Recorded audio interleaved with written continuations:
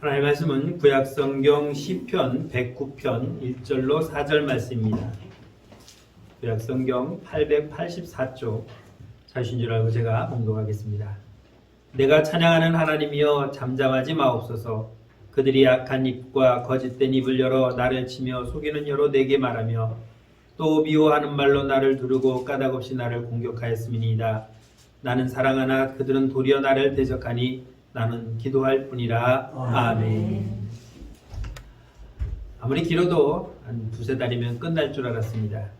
처음에는 많은 사람들이, 대부분의 모든 사람들이 그렇게 아마 생각했을 것입니다. 잠시 왔다 가는 것일 거라고 생각했지만 이것이 이제 우리의 일상이 되어버렸습니다. 벌써 2년입니다. 사실 그 작은 바이러스 하나가 온 세상을 이렇게 스톱시켜 놓고 정말 힘들게 만들 줄은 꿈에도 몰랐을 것입니다. 우리는 시도 때도 없이 우리 몸속에 들락거리는 수많은 바이러스로 인해서 감기라는 병을 달고 살아가고 있습니다. 한 해 동안 감기 한 번 안 앓고 지나가는 사람은 아마 없을 것입니다. 이런 코로나 같은 바이러스들이 세상에는 엄청 많이 있다는 걸 여러분들은 혹시 알고 계십니까? 그 수많은 바이러스들이 늘 우리 몸속에 들락거리면서 때로는 우리를 힘들게 하기도 하고 때로는 들어왔다가 그냥 내 몸속에 스스로 방어하는 저항력에 의해서 사라져가는 그런 일들이 얼마나 많은지 모릅니다. 똑같은 바이러스라고 해도 다 같은 것은 아닙니다. 그 바이러스가 우리 몸에 들어와서 우리의 몸을 해치기도 하지만 또 그것을 통해서 우리의 몸을 더 건강하게 만들기도 하는 그런 역할도 하기 때문입니다. 혹시 이런 말 들어보셨습니까? 감기를 걸렸을 때에 약을 먹으면 2주면 낫지만 안 먹고 버티면 보름이면 낫는다. 들어보셨습니까? 무슨 차이죠? 똑같습니다. 2주나 보름이나 먹어도 그렇고 안 먹어도 그렇습니다.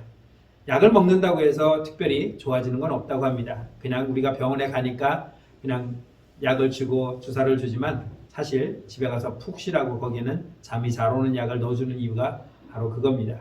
그러니까 감기 걸리면 굳이 병원에 안 가셔도 그냥 버티면 날 수 있다는 거죠. 그런데 이 코로나는 그것과 달랐습니다.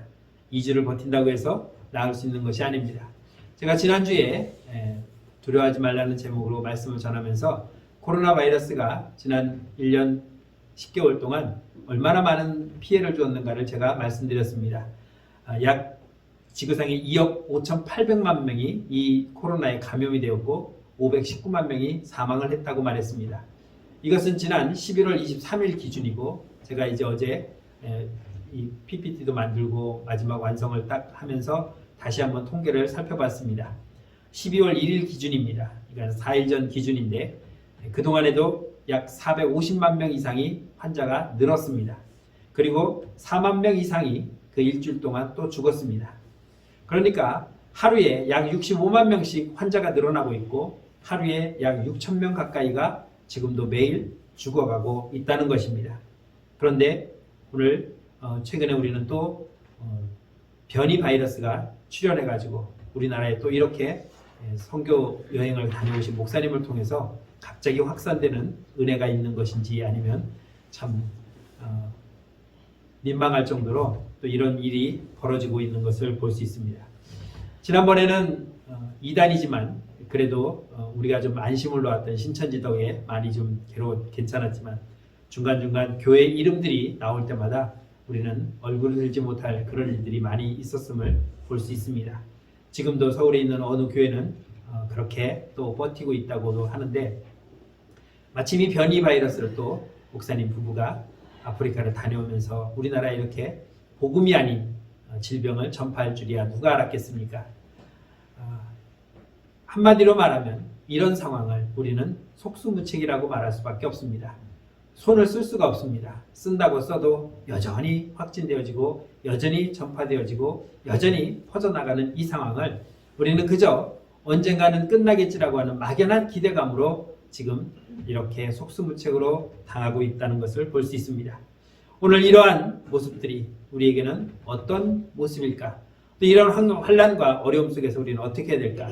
우리는 지난주에 제가 말씀드린 것은 그럼에도 불구하고 우리는 하나님의 자녀로 굳건히 두렵지 않게 담대하게 말씀을 전하는 삶을 살아야 된다고 말씀드렸습니다.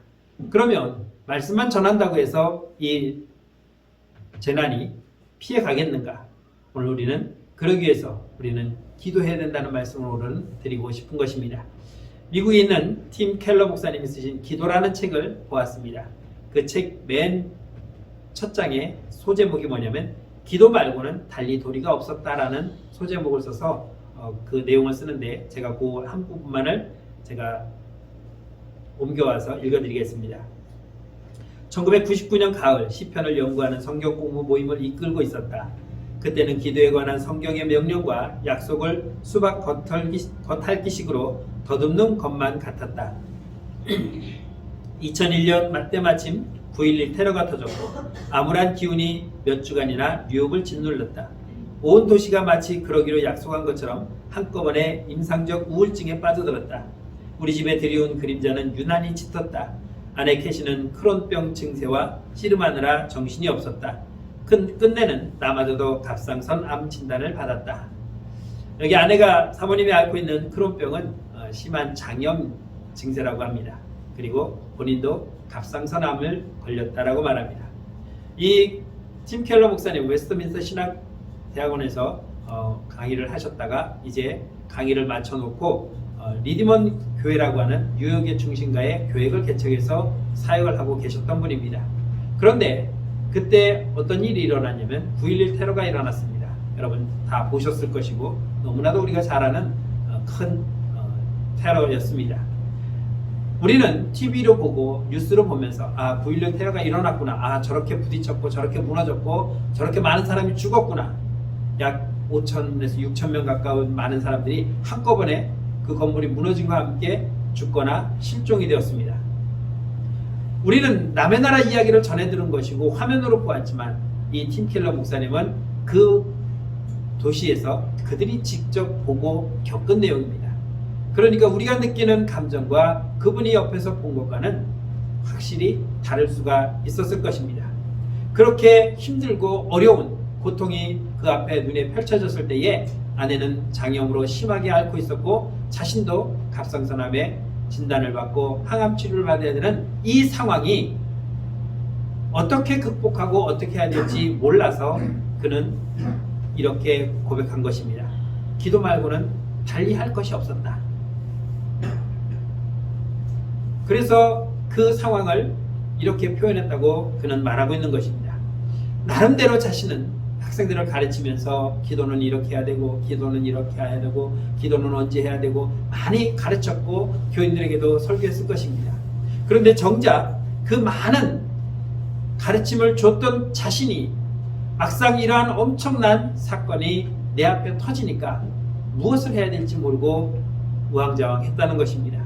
그리고 찾다가 결국 생각난 것이 기도할 수밖에 없었구나 라는 것을 그렇게 깨달았고, 그렇다면 나는 지금까지 내가 학생들을 가르치고 그들에게 말한 것이, 교인들에게 설교하며 가르쳤던 것이 무엇이었는가를 다시 한번 깨닫고 정말 심혈을 기울여서 생각하며 이 책을 쓰게 되었다고 말하고 있습니다. 그래서 책의 제목이 기도였습니다. 오늘 다윗은 이 팀 켈러 목사님과 같이 극심한 상황에 지금 처해 있는 것을 보여줍니다. 그래서 4절 말씀에서 다윗은 이렇게 고백한 것입니다. 나는 기도할 뿐이라. 나는 기도할 뿐이라. 이 말을 한번 생각해 보십시오. 내가 할 수 있는 것은 기도하는 것밖에 없었다. 그렇다면 기도하는 것밖에 없었다면 지금 그가 할 수 있는 다른 것은 무엇이었습니까?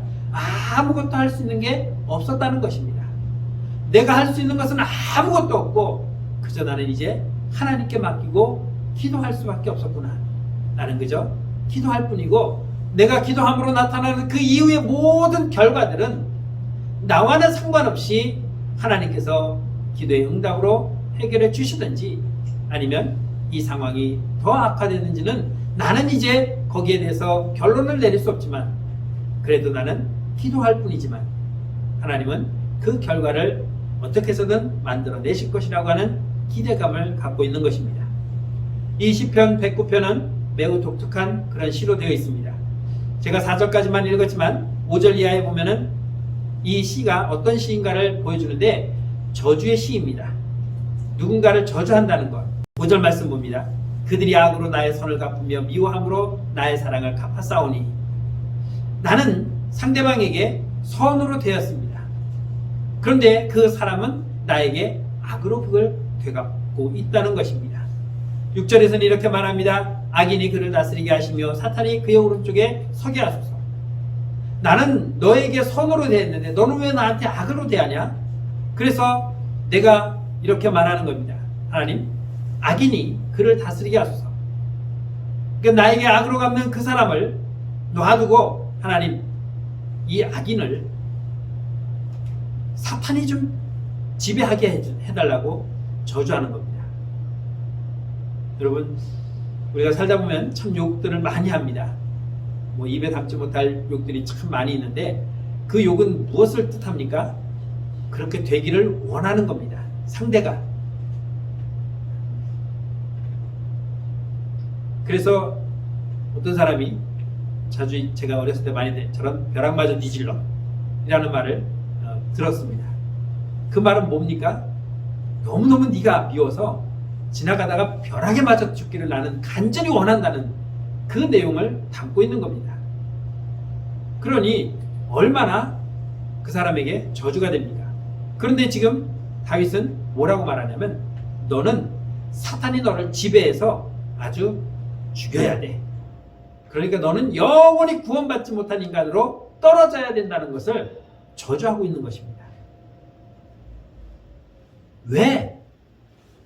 다윗이 왜 그 사람을 그렇게 저주할 수밖에 없었는가? 나는 너에게 선으로 대했는데 내가 너에게 선으로 대했으면 너는 적어도 나에게 그런 선이 아니라도 나에게 해는 끼치지 말아야 되지 않겠느냐? 그런데 나는 너에게 선으로 대했는데 너는 나에게 악으로 갚았다. 나를 미워했다. 나를 저주했다. 이렇게 말합니다. 그래서 7절에서는 이렇게 말합니다. 그가 심판을 받을 때에 죄인이 되어 나오게 하시며 그의 기도가 죄로 변하게 하옵소서. 이제 하나님 앞에 뭐라고 기도하냐면 하나님, 저 죄인을 반드시, 저 인간을 반드시 심판해 주십시오. 그것으로 끝내지 말고 그가 하나님 앞에 혹여 기도한다면 그 기도도 죄가 되게 해달라고 기도하고 있는 겁니다. 얼마나 무서운 저주를 하고 있습니까? 하나님, 저 사람의 기도는 듣지 마십시오라고 하는 것이 아니라 그 기도하는 그 기도 내용도 죄가 되게 해달라고. 그래서 그가 입으로 나오는 모든 말은 그 어떤 것도 하나님이 듣지도 마시고 응답도 하지 마시고 그 모든 입에서 나오는 그 모든 말을 다 죄로 묶어서 그를 심판해 달라고 하는 것입니다.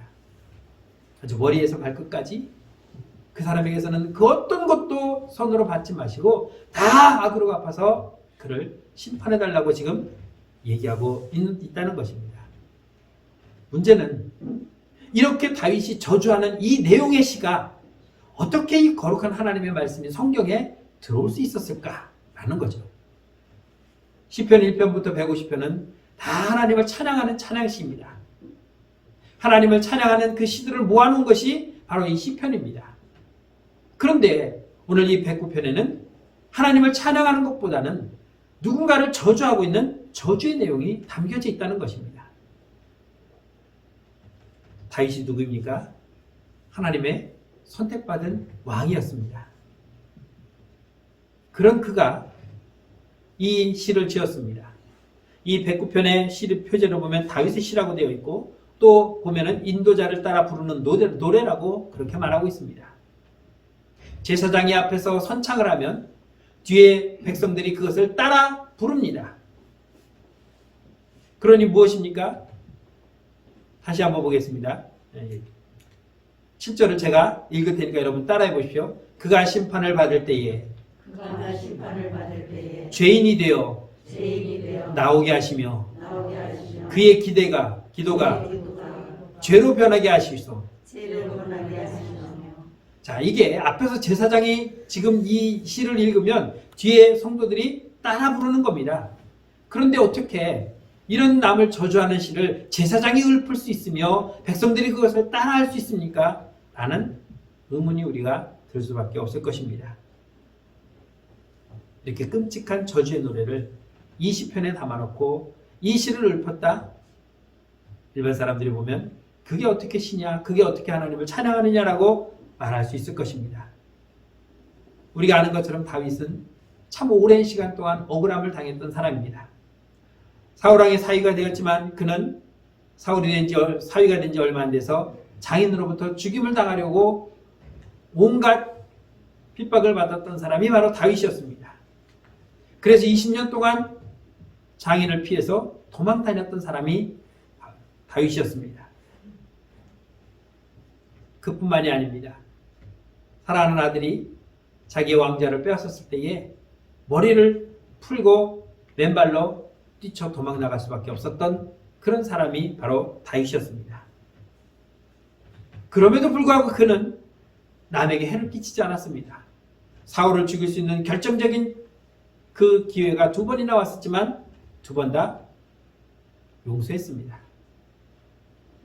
자기 압살롬인 자기를 반역하고 왕위를 찬탈했을 때도 부하들에게 절대로 죽이지 말라고 자기 아들을 용서했고, 그 이전에 형과 동생을 죽였을 때도 다윗은 용서했습니다.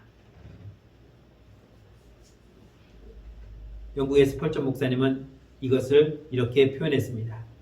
우리는 그 내용을 판단하는 자리에 앉으려고 할 것이 아니라 이를 통해서 바로 시편 109편을 가리킵니다. 이것을 통해서 하나님께서 내게 주시는 말씀이 무엇인지 귀를 기울여야 합니다라고 이렇게 해석을 하셨습니다.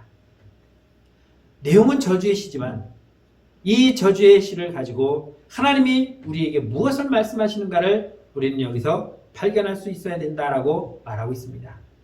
왜 다윗은 이런 찬송을 불렀으며 왜 다윗은 이 시를 지을 수밖에 없었을까를 한번 생각해 보라는 것입니다. 5절에서 보았던 것처럼 자신은 선을 베풀었는데 상대는 나에게 미움으로 악으로 갚았다는 것입니다. 말과 행동이 다윗을 아프게 했던 것입니다. 다윗은 그로 인해서 지금 죽음의 위협을 받고 있다고 말하고 있습니다. 2절과 3절 말씀 보니까 그들이 악한 입과 거짓된 입을 열어 나를 치며 속이는 혀로 내게 말하며 또 미워하는 말로 나를 두르고 까닭없이 나를 공격하였다라고 말하고 있습니다. 내가 한 것은 아무것도 없었습니다. 나는 그냥 선을 베풀기만 했는데 그들은 나를 미워했고 나를 죽이려고 덤벼들었다는 것입니다. 그 이유가 아무것도 없이, 내가 뭔가 잘못해서 당한다면 그래도 이해를 하겠지만, 내가 뭔가 실수를 했다면 그럴 수도 있다고 하겠지만 그것이 아니었습니다. 그래서 다윗은 4절에서 말합니다. 나는 사랑하나 그들은 도리어 나를 대적하니 나는 기도할 뿐이다. 너희들이 그럼에도 불구하고 나는 너희를 사랑했는데 그래도 나를 이렇게 공격한다면 내가 할 수 있는 게 무엇이 있겠느냐. 나는 너를 죽이려고 하고 싶은 마음은 없다. 그러니 나는 기도할 뿐이다 라고 그렇게 고백하고 있는 것입니다. 언제까지 참고 언제까지 기다리며 언제까지 그들을 사랑할 수 있었는지, 다윗은 그럼에도 그것을 위해서 최선을 다했지만 끝내 자신에게 돌아온 것은 악이었다는 것을 말합니다. 이쯤 되면 우리는 어떻게 되겠습니까? 내가 너에게 어떻게 했는데 네가 나에게 이럴 수 있느냐.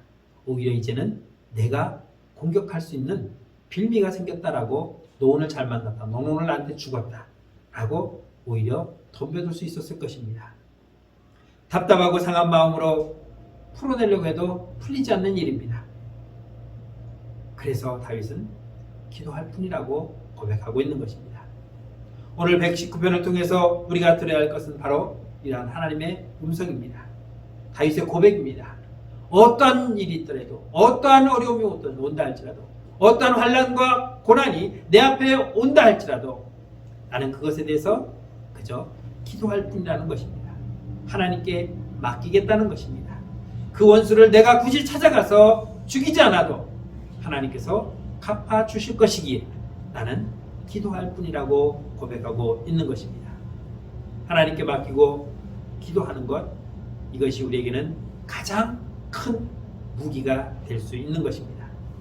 오늘 이 109편의 말씀을 통해서 우리에게 보여주고자 하는 것이 바로 이것입니다. 원수를 갚으려 하지 않았다는 것입니다.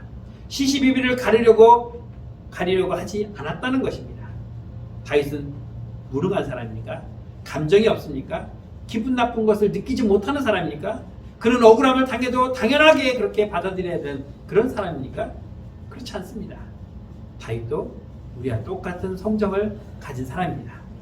마음이 상하고 억울하기도 했을 것이고 화가 났을 것이고 그리고 달려가 단칼에 되고 싶은 마음도 분명히 있었을 것입니다.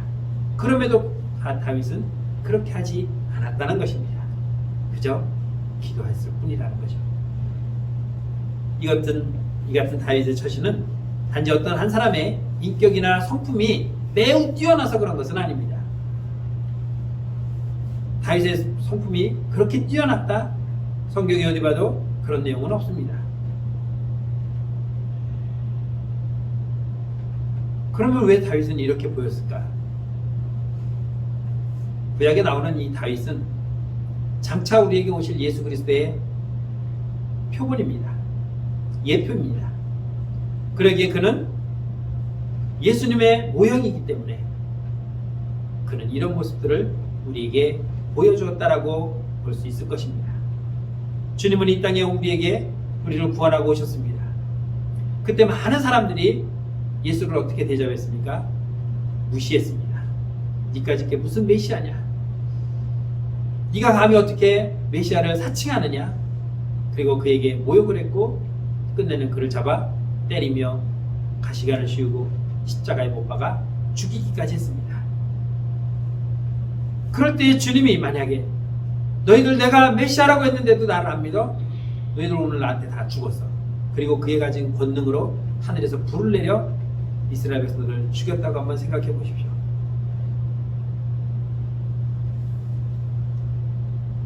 예수님이 능력이 없어서 잡히셨습니까? 권능이 없어서 십자가에 못 박혔습니까? 그렇지 않습니다. 온갖 모욕과 수욕을 다 당해도 주님은 그것을 끝까지 참고 인내하며 받아들이셨습니다. 그리고 마지막에 뭐라고 기도하셨습니까? 아버지여 저들의 죄를 용서하소서. 저들은 자기가 하는 짓을 무엇인지도 모르고 저러고 날뛰는데 그러니 하나님 저들을 용서해달라고 기도하셨습니다. 주님은 기도하신 것밖에 없습니다. 그렇게 예수님의 모형적으로 비춰졌던 다윗도 이러한 주님의 모습을 이미 우리에게 보여주기 위해서 그는 기도할 수밖에 없었던 것입니다. 그러면 이렇게 한 그분들의 선택이 잘못되었습니까? 그렇지는 않습니다. 다윗이 나가 싸우지 않고 기도하는 것이 잘못이었는가? 예수 그리스도께서 십자가에 못 박히기 싫어서 그들을 다 권능으로 물리치는 것이 잘못된 선택일까? 라고 생각해 볼 수 있겠지만 그렇지는 않았습니다. 주님의 선택은 옳은 것이었고 다윗의 선택도 옳은 것이었습니다. 그러기에 우리도 다윗과 같이 다만 우리도 기도할 뿐이라고 고백해야 하는 것입니다. 다윗이 이런 모습 속에서 우리가 찾아봐야 할 두 가지를 말씀드리면, 첫째는 우리는 자신을 위해서 기도해야 됩니다. 21절 말씀 보면은 이렇게 말씀합니다. 그러나 주 여호와여 주의 이름으로 말미암아 나를 선대하소서. 주의 인자하심이 선하시오니 나를 건지소서라고 말하고 있습니다. 하나님 나를 선이 대해 주십시오. 나를 건져 주십시오라고 하나님께 기도하고 있습니다. 왜 그렇습니까? 내가 건져지지 않으면, 내가 하나님으로부터 보호받지 못하면 내가 어떻게 될지 모르기 때문에 나도 그들과 똑같이 그들을 향해서 칼을 들 수도 있고 악으로 대할 수도 있기 때문에 하나님 나는 그런 사람이 되지 않게 해달라고 기도하고 있는 것입니다. 여러분 우리도 살다가 보면은 화가 나는 일이 있고 분이 넘치는 일도 있을 것입니다. 그것을 내가 느끼는 그대로 다 쏟아내고 산다면은 아마 이 세상의 사람들은 나만 아는 사람은 하나도 없을 것입니다. 하루에도 12번도 더 죽이고 싶은 사람도 있을 것이고, 심지어는 그것이 내 아내라도 내 남편이라도 내 자식이라도 정말 얼마나 화가 나면 그냥 해죽이고 싶다고 그렇게 얘기까지 하겠습니까? 그걸 다 우리가 쏟아내고 산다면은 이 세상에 살아있는 사람은 아무도 없을 거라는 거죠. 그래서 우리는 그것을 쏟아내기보다는 내가 이렇게 악으로 누군가로부터 공격을 당할 때에 내가 그에게 똑같이 하지 아니하고 나는 그저 하나님께 기도함으로 이 모든 것들이 해결되어질 수 있도록 간구하는 것뿐입니다.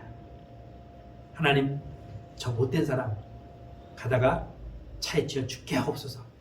내가 그렇게 기도해야 되겠습니까? 하나님, 저 인간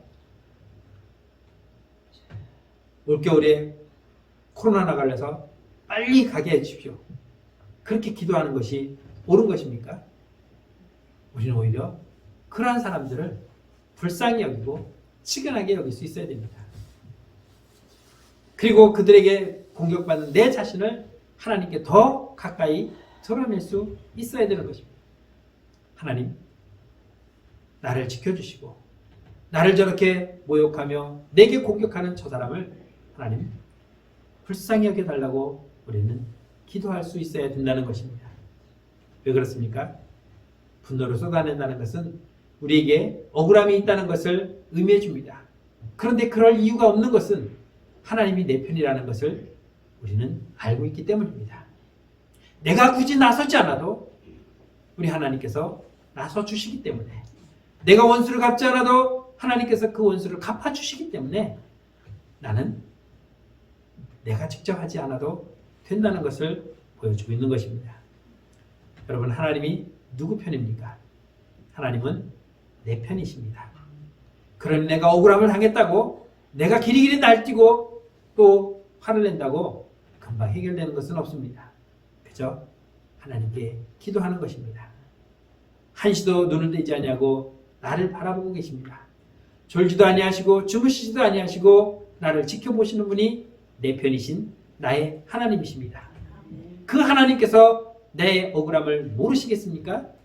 하나님께서 그 억울함을 당한 내가 화가 나 미칠 정도로 팔딱 뛰고 있는데 가만히 보고 계시겠냐는 것입니다. 그러니 내가 뛰지 않아도, 내가 분을 토해내지 않아도 하나님께서는 나를 지키실 것이며 내 원수를 갚아주실 것을 우리는 믿고 있는 것입니다. 그래서 우리는 기도하는 것입니다. 억울함을 당해도, 분을 당해도, 욕을 당해도, 무엇을 당해도 우리는 대항하지 않고 그저 기도합니다. 그러면 나를 공격했던 사람이 어떻게 되겠습니까? 자기가 미쳐버리죠. 내가 이렇게까지 했는데도, 아무런 반응이 안 나면 어떻게 되겠습니까? 재미없어서 그만두겠죠. 내가 한 대 때리면 맞고 우는 거라도 보여야 될 텐데 때리는 대로 맞고 욕하면 욕하는 대로 듣고 뭘 해도 끔찍을 안 하니 재미가 있겠습니까? 스스로 무너지는 것이죠. 우리는 그저 하나님께 기도할 뿐입니다. 하나님, 저 사람이 나를 이유 없이 악으로 대하네요. 저 사람이 나에게 이유 없이 공격을 하네요. 하나님, 나를 도와주십시오. 우리는 그러기에 내 자신을 위해서 무엇보다도 기도하는 사람이 되어야 하는 것입니다. 두 번째는 원수를 위해서 기도하라고 말씀합니다. 악으로 갚고 미움으로 갚는 그런 원수들이지만 그 원수를 위해서 다윗은 이렇게 말합니다. 29절에서 나의 대적들이 욕을 옷 입듯 하게 하시며 자기 수치를 겉옷같이 입게 하소서라고 기도합니다. 무슨 말입니까? 스스로 부끄러움을 깨달으라는 겁니다. 여러분들이 지금 입고 계시는 제일 바깥에 입고 있는 겉옷 한번 보십시오. 혹시 흙탕물이 튀겼는지 아니면 더러운 것이 묻었는지 보시면 아무것도 안 묻어 있습니다. 그러니 나는 이 옷을 세탁할 이유가 없습니다. 그런데 오시다가 차가 지나가면서 흙탕물이 고여있는 물을 탕 튕겨갖고 내 옷이 흙탕물이 확 묻었다고 한번 생각해 보십시오. 어떻게 하시겠습니까? 그냥 들어오시겠습니까? 집에 갔다 오시겠습니까? 묻은 것을 보았을 때 이게 묻었네. 우리는 그 옷을 벗어서 세탁을 해야 됩니다. 묻지 않으면 내가 부끄러움을 당했는지 안 당했는지 모릅니다. 그러니까 그 악인이 그렇게 자기의 부끄러움이 옷에 묻어 있어서 묻었네 하고 자기가 스스로 그 부끄러움을 당해서 변하도록 해달라는 것입니다. 창피를 당해서 사람들에게 놀림감이 되게 해달라는 것이 아니라 스스로 자기의 부끄러움을 깨달아서 그 부끄러움을 내려놓을 수 있도록 해달라고 기도하는 것입니다. 우리가 앞에서 본 것처럼 앞의 내용은 어떻습니까? 저 사람을 하나님 용서하지 마시고 그 사람이 하는 기도까지도 죄가 되게 하셔서 그 사람을 반드시 심판해달라고 저주를 퍼부었던 다윗이지만 그 뒤로 내려오니까 뭐라고 말합니까? 그가 깨닫지 못하는 그 부끄러움을 마치 겉옷에 묻은 것을 보고 그 겉옷을 벗는 것처럼 스스로 그 부끄러움을 깨달아서 변화하게 해달라고 기도하고 있다는 것입니다. 매튜 헨리 목사님은 그의 주석에서 여기를 이렇게 해석하셨습니다. 여기서 다윗은 그들이 회개에 이르도록 회개에 이를 수 있게 해달라고 기도하고 있다는 것입니다.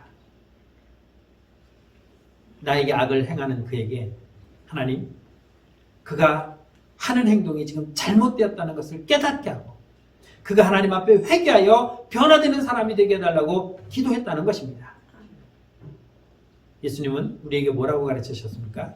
내 원수를 사랑하라고 말씀하셨습니다. 내 원수를 사랑하라. 이것이 우리의 감정으로 우리의 지금 있는 상황에서 가능합니까? 그렇지 못합니다. 그런데 주님은 그렇게 할 수 없는 그 상황을 너희는 받아들여야 된다는 것입니다. 왜 그렇습니까? 그 원수를 위해서 주님이 지금 자신의 목숨을 내어놓고 있지 않습니까? 우리가 하나님 앞에 범죄함으로 말미암아 하나님과 우리 사이는 원수지간이 되어버렸습니다. 그 원수가 된 우리를 위해서 주님이 어떻게 하고 계십니까? 내가 너를 위해서 대신 죽어주겠다고 오셨지 않습니까? 그렇기 때문에 우리는 이 원수에 대해서 그가 자신의 잘못을 깨닫고 회개하여 새로운 사람으로 변화되게 해달라고 기도해야 된다는 것을 말씀하고 있는 것입니다. 그래서 부끄러움을 겉옷으로 입어서 속옷으로 입으면 모르니까 겉옷으로 입어서 그것을 보고 깨달아 변화되게 해달라고 기도하고 있다는 것입니다. 사랑하는 성도 여러분, 여러분은 얼마나 기도하십니까? 나 자신을 위해서 얼마나 기도하십니까? 아마 기도를 하셔도 자신을 위해서 많이 기도하지는 않으실 것 같습니다. 가정을 위해서, 자녀를 위해서, 친지를 위해서, 또 다른 구역 성도를 위해서 기도는 하지만 정작 나에 대해서는 기도를 그렇게 많이 하지 않으실 겁니다. 그러기에 본인을 위해서 우리는 기도를 많이 할 수 있어야 됩니다. 그렇게 내 자신이 하나님 앞에 기도로 거룩해졌을 때에 우리는 원수에 대해서도 그렇게 기도할 수가 있게 되는 것입니다. 다윗의 기도를 잘 보십시오. 그가 편안할 때 기도하지 않았습니다. 그가 왕궁에서 편안히 살 때 기도하지 않았습니다. 어려움과 환난 속에서 그는 이렇게 하나님 앞에 기도할 수 있었습니다. 그 기도의 내용이 나의 억울함을 아신 하나님, 그를 당장이라도 물리쳐달라고 그렇게 분노를 쏟아내는 기도가 아니었습니다.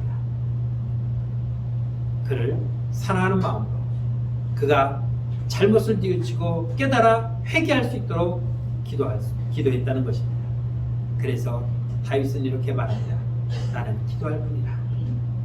내가 할 수 있는 것은 그를 찾아가서 죽이는 것도 아니고 내가 찾아가서 너 이것이 잘못되었다고 소리치며 꾸짖는 것이 아니고, 그렇게 꾸짖는다고 들을 것 같으면 얼마나 좋겠습니까? 그런데 절대 안 들을 것 같으니까 말로 해도 안 될 것 같고 또 찾아가 얘기도 안 될 것 같고, 그러니 나는 기도할 뿐입니다. 내가 그 사람을 바꿀 수 있는 능력이 나는 없다는 거죠. 이 상황을 바꿀 그런 능력이 나에게는 없기에 나는 그저 하나님께 기도할 뿐입니다. 이 상황을 바꿔달라고, 이 상황이 해결되게 해달라고 기도할 뿐이라는 것입니다. 우리 4절 말씀을 한번 다 같이 합독하고 말씀을 맺도록 하겠습니다. 나는 사랑하나 그들은 도리어 나를 대적하니 나는 기도할 뿐이라. 사랑하는 성도 여러분, 항상 쉬지 않고 깨어 기도하며 나는 기도할 뿐입니다. 그러니 하나님께서 모든 것을 해결해 달라고 하는 이 기도가, 이 기도의 삶이 저와 여러분들에게 항상 있기를 주의 이름으로 축원합니다. 기도하겠습니다. 참 좋으신 하나님, 은혜 감사합니다. 오늘 다윗은 모든 것을 하나님께 맡기고 나는 기도할 뿐이라고 고백했습니다. 우리가 해결하려고 노력해도 되지 않을 것을, 그렇게 될 것 같이 내가 나아가 움직이지 아니하는 것, 하나님께 맡기고 기도하면 하나님께서 모든 것을 해결하여 주시고 응답해 주신다는 것을 우리가 다시 한번 깨닫고 고백하오니 하나님, 우리의 기도를 들으시고 응답하여 주옵소서. 우리는 다만 기도할 뿐입니다. 전능하신 하나님이 우리의 기도를 들으사 그 기도의 응답이 날마다 우리 앞에 나타나는 놀라운 역사가 있게 하여 주옵소서. 쉬지 않고 깨어 근신하며 기도하는 성도가 되게 하여 주옵소서. 예수님의 이름으로 감사하며 기도드렸습니다. 아멘.